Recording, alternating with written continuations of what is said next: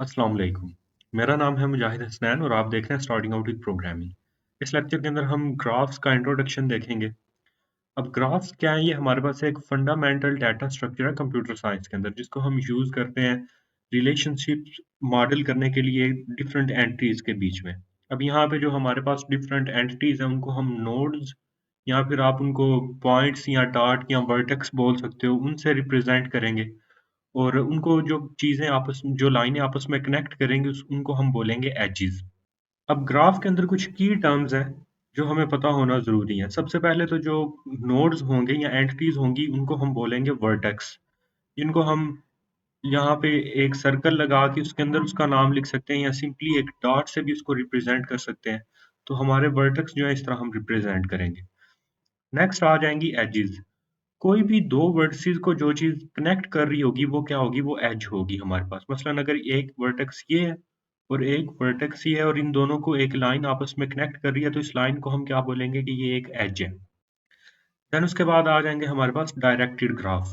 अब अगर ये जो हमारी एज है इसकी कोई एक डायरेक्शन हो, यानी ये जो एज है हमारी ये क्या है? ये यूनिडायरेक्शनल है। ए से हम बी पे जा सकते हैं लेकिन इस एज पे हम बी से वापस ए पे नहीं जा सकते। तो ये क्या हो जाएगी? हमारी एक डायरेक्टेड एज है। और अगर किसी भी ग्राफ के अंदर कोई डायरेक्टेड एज आ जाएगी तो इट मीन्स कि वो एक डायरेक्टेड ग्राफ है।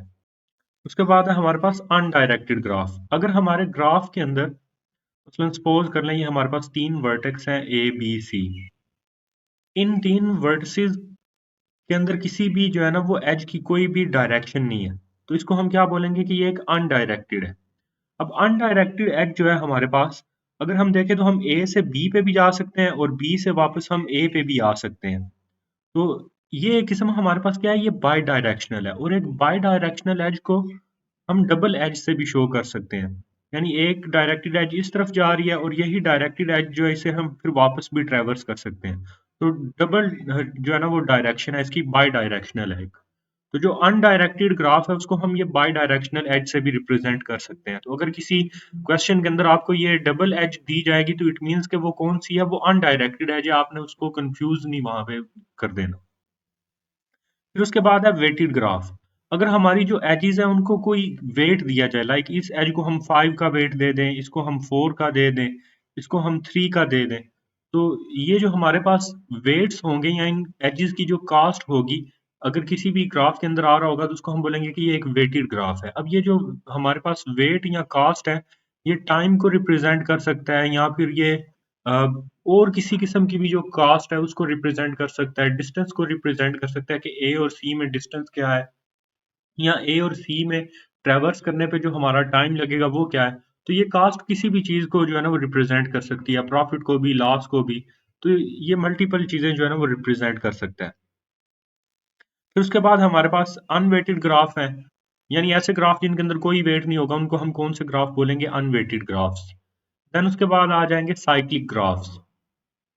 साइक्लिक ग्राफ ऐसे ग्राफ होंगे जिनके अंदर कोई ऐसा पाथ हो जिसमें हम जिस वर्टेक्स से स्टार्ट लें हम वापस उसी के ऊपर ही एंड कर जाएं। मसलन अगर हमारे पास ये एक अनडायरेक्टेड ग्राफ हम पहले देखें, इसमें हम ए बी सी की अगर एग्जांपल ले लें, ए बी सी, हम अगर ए से जाएं बी पे, बी से आगे जाएं सी पे, और सी से हम अगर वापस ए पे आ जाएं तो जिस वर्टेक्स से हमने स्टार्ट लिया था हम वापस उसी पे ही आ गए। ये सिर्फ 3 वर्टिसेस के केस में नहीं, आप मल्टीपल वर्टिसेस के केस में भी इसको ये ट्रू रहेगी हमारे पास। अगर हम बी से जाते हैं सी पे, देन डी पे, देन उससे ए पे और फिर वापस अगर बी पे आ जाए तो ये भी क्या बन रहा है? ये एक साइकिल बन रहा है। तो ऐसा ग्राफ क्या होगा? हमारे पास साइक्लिक ग्राफ होगा।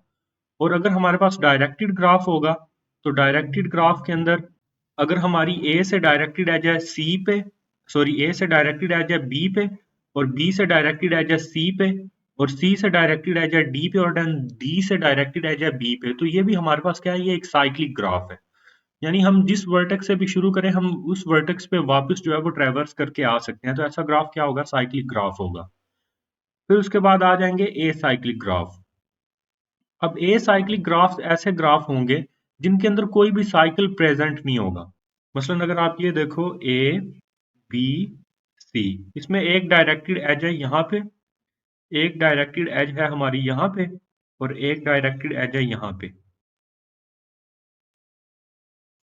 तो ए से मैं बी पे जा सकता हूँ, देन बी से मैं सी पे जा सकता हूँ। लेकिन मैं वापस ए से अगर शुरू करूँ तो मैं वापस ए पे नहीं जा सकता। तो इट मीन्स कि ये हमारे पास कौन-सा ग्राफ है? ये एसाइक्लिक ग्राफ है और ऐसा ग्राफ जो कि डायरेक्टेड ग्राफ हो और वो उसमें साइकिल भी ना बन रहा हो, तो उसको डैग भी बोलते हैं यानी डायरेक्टेड एसाइक्लिक ग्राफ भी उसको बोलते हैं। फिर उसके बाद आ जाएगा कनेक्टेड ग्राफ। कनेक्टेड ग्राफ के अंदर ये होगा कि हम हर एक वर्टेक्स जो है ना, उसको किसी दूसरे वर्टेक्स से जो है ना वो रीच कर सकते हैं। मसलन अगर हमारे पास ये 5 वर्टिसेस हैं, अगर मैं इस वर्टेक्स से इस वर्टेक्स पे जाना चाह रहा हूँ, तो मैं ये वाला पाथ फॉलो करके जा सकता हूँ या इस तरफ से मैं पाथ फॉलो करके जा सकता हूँ, यानी कोई भी पाथ फॉलो करके मैं इस वर्टेक्स को रीच कर सकता हूँ। सेम अगर मैं इस वर्टेक्स से जाना चाह रहा हूँ इस वर्टेक्स के ऊपर, तो मैं कोई भी यहाँ से पाथ फॉलो करके मेरे पास कोई रिस्ट्रिक्शन नहीं है कि मैं इसके ऊपर ना जा सकूँ, तो मैं जा सकता हूँ। तो ऐसा ग्राफ क्या होगा? वो एक स्ट्रांगली कनेक्टेड ग्राफ होगा। और अगर हमारे पास सपोज कर लें कोई यहाँ पे एक आउटसाइड जो है ना एक वर्टेक्स है जो कि ग्राफ से कनेक्टेड नहीं है, या इसके ऊपर हमारे पास जो है ना एक डायरेक्टेड एज आप सपोज कर लो कि इस वर्टेक्स से डायरेक्टेड एज जा रही है इस वर्टेक्स के ऊपर। अब अगर मैंने इस वर्टेक्स से सारे कंपोनेंट्स को या फिर सारे जो वर्टिसेस हैं उनको विजिट करना हो वो तो मैं कर सकता हूँ। यहाँ से अगर मैंने इस नोड पे मैंने जाना है तो मैं क्या करूँगा, यहाँ पे सबसे पहले यहाँ पे जाऊँगा, फिर आगे कोई भी डायरेक्टेड है ही नहीं तो मैं कोई भी पाथ फॉलो करके यहाँ पे जा सकता हूँ। लेकिन अगर मैंने इस वर्टेक्स से वापस इस पे ही आना हो या फिर इस वर्टेक्स से मैंने इस वर्टेक्स के ऊपर आना हो, तो उसके लिए मेरे पास पाथ अवेलेबल नहीं है। तो ऐसा ग्राफ क्या होगा कि वो डिसकनेक्टेड ग्राफ होगा हमारे पास, जिसके अंदर हम सारे वर्टिसेस जो है ना वो एक दूसरे को रीच ना कर सकते हो। फिर उसके बाद आ जाएगा ट्री। अब ट्री क्या होगा? ट्री एक कनेक्टेड एसाइक्लिक ग्राफ होगा हमारे पास। एक ऐसा ग्राफ जो कि कनेक्टेड भी हो और उसके अलावा वो क्या हो, वो हमारे पास एसाइक्लिक भी हो, यानी उसके अंदर साइकिल भी ना। मसलन हमारे पास यहाँ पे एक नोड है ए, उससे आगे एक नोड कनेक्टेड है बी, उससे आगे एक नोड कनेक्टेड है सी, एक उससे नोड कनेक्टेड है डी, सी से आगे नोड एक कनेक्टेड है ई, ई से आगे एक नोड कनेक्टेड है एफ। इसमें हम ए से बी पे जा सकते हैं, ए से सी पे जा सकते हैं, ए से डी पे जा सकते हैं, और अगर आप देखो तो यहाँ पे कोई भी ऐसी लाइन हम जो है ना वो कनेक्ट नहीं कर रहे जिससे हमारे पास जो है ना वो एक साइकिल जो है वो बन जाए। साइकिल बनाने के लिए हमारे पास एटलीस्ट हमें जो है ना वो 3 नोड्स की ज़रूरत होती है, तब हमारे पास साइकिल बनता है। या फिर अगर 2 नोड्स के बीच में हमने साइकिल बनाना हो तो हमने डबल एज लगानी पड़ेगी हमें कि ए से बी पे देन बी से एक वापस एज जा रही है ए के ऊपर। तो ऐसा जो है ना हमारे ट्रीज़ के अंदर नहीं होगा। कोई भी ऐसा ग्राफ जिसके अंदर साइकिल ना हो, उसको हम ट्री कह सकते हैं। फिर उसके बाद आ जाएगी ग्राफ की रिप्रेजेंटेशन के हम ग्राफ को जो है वो प्रोग्राम्स के ज़रिए रिप्रेजेंट कैसे करेंगे। अब ग्राफ को रिप्रेजेंट करने के लिए हम एडजेसेंसी लिस्ट को यूज़ कर सकते हैं, एडजेसेंसी मैट्रिक्स का यूज़ कर सकते हैं, इंसिडेंस मैट्रिक्स और इंसिडेंस लिस्ट का यूज़ कर सकते हैं। ये क्या चीज़ें हैं, इनको आगे इनके लेक्चर्स के अंदर डिस्कस कर लेंगे।